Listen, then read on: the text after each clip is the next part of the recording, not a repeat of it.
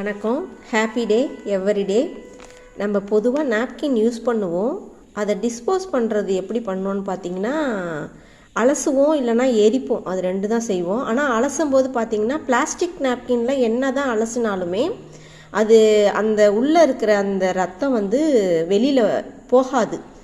எவ்வளோ தான் அழுத்தி அழுத்தி அலசினாலும் போகாது. இது நம்மளோடது பார்த்திங்கன்னா ஃபெமினைன் நாப்கின்.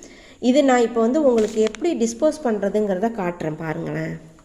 இப்படி இந்த நாப்கின் யூஸ் பண்ணி இதை பிரிச்சிடலாம். இது காட்டனில் தயாரிச்சிருக்காங்க. அதனால் பார்த்தீங்கன்னா இது இப்படி கிழிச்சிங்கன்னா கிழிஞ்சிரும். கிழிச்சிட்டிங்கன்னா இது பார்த்தீங்கன்னா ஆலுவேரா ஜெல் தான். ஆலுவேரா ஜெல் இருக்குது பாருங்கள். இதை மட்டும் அலசினிங்கன்னா ஓடிடும். இப்படி பாத்ரூமில் இப்படி அலசினிங்கன்னா ஓடிடும்.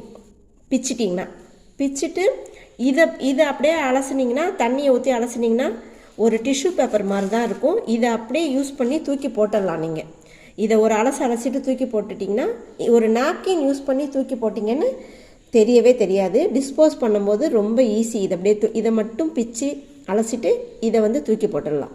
நன்றி, வணக்கம்.